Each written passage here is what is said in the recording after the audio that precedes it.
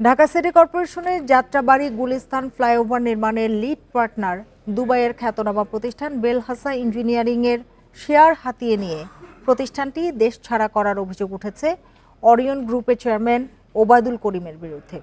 এ নিয়ে আদালতে মামলা হলেও 14 বছর ধরে অগ্রগতি নেই মামলাটির। আবার ফ্লাইওভার পরিচালনার ক্ষেত্রেও অরিয়ন গাড়ির সংখ্যা কম দেখিয়ে ফাঁকি দিচ্ছে সরকারি রাজস্ব। এখন পরিবর্তিত রাজনৈতিক পরিস্থিতিতে বেলহাসা আইনি পদক্ষেপ নিয়ে হারানো মালিকানা ও ক্ষতিপূরণ আদায়ের চেষ্টা করছে। এই প্রকল্পে মুজিবুর রহমান নামের এক ব্যবসায়ীর 40% শেয়ারের পুরোটাই হাতিয়ে নিয়ে তাকেও দেশ ছাড়ার অভিযোগও আছে ওবায়দুল করিমের বিরুদ্ধে। ঢাকা সিটি কর্পোরেশনের অন্যতম বড় প্রকল্প যাত্রাবাড়ী গুলিস্তান ফ্লাইওভার নির্মাণ, পরে যেটি নামকরণ করা হয় মেয়র হানিফ ফ্লাইওভার। এটি নির্মাণ ও পরিচালনায় ব্যাপক দুর্নীতির দালিলিক প্রমাণ মিলেছে ইন্ডিপেন্ডেন্ট টেলিভিশনের অনুসন্ধানে।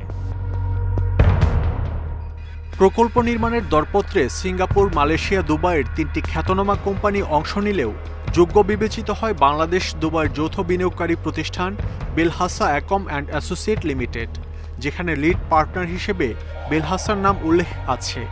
এই যৌথ বিনিয়োগের প্রতিষ্ঠানে বেলহাসার শেয়ার 60% আর অ্যাকম ইঞ্জিনিয়ারিং লিমিটেডের শেয়ার 40%।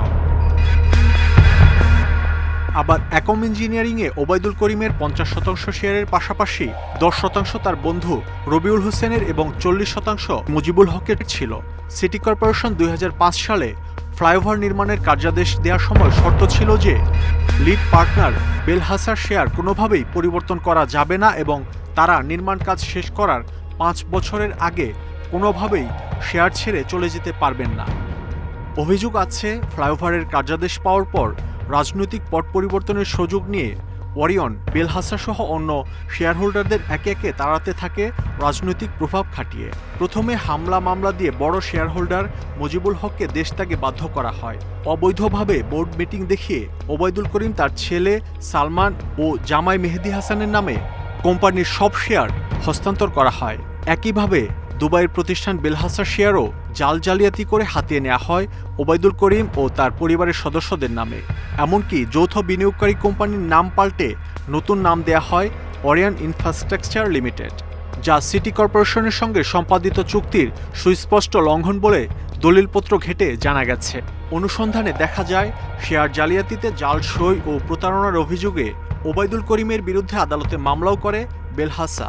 এ ব্যাপারে বেলহাসার সাথে ইমেইলে যোগাযোগ করা হলে জালিয়াতির মাধ্যমে তাদের শেয়ার সরিয়ে নেওয়ার বিষয়টি স্বীকার করে দুবাইয়ের প্রতিষ্ঠানটি।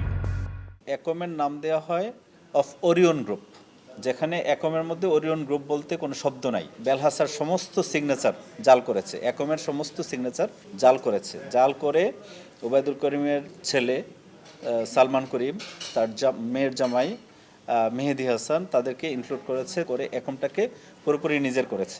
বেলহাসার যে শেয়ার হোল্ডিংটা ওইটা ওখানে মাত্র 5% করেছে এবং 95% ওবায়দুল করিম ওরিয়নের সাথে মিলে এটাকে ডাইলিউট করে ফেলেছে।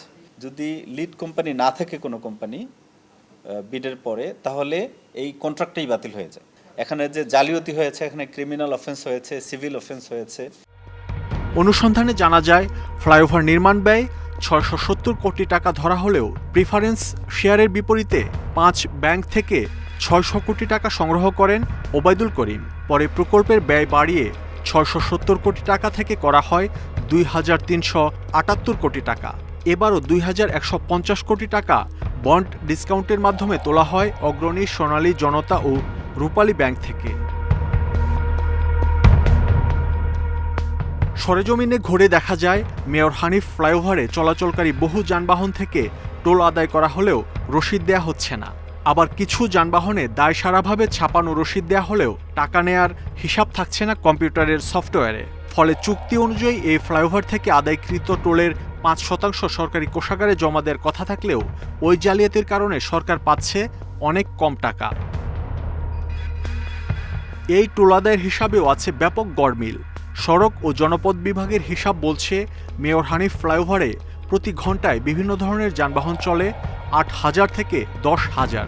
সে হিসাবে টোল আদায় হবার কথা বছরে প্রায় 1200 কোটি টাকা। আর অরিয়ন হিসাব দিচ্ছে বছরে টোল আদায় হয় 140 কোটি থেকে 178 কোটি টাকা। এসব অভিযোগের বিষয়ে অরিয়নের কাছে জানতে চাওয়া হলেও তাদের কোনো বক্তব্য পাওয়া যায়নি। মাহমুদ শরীফ, ইন্ডিপেন্ডেন্ট নিউজ, ঢাকা।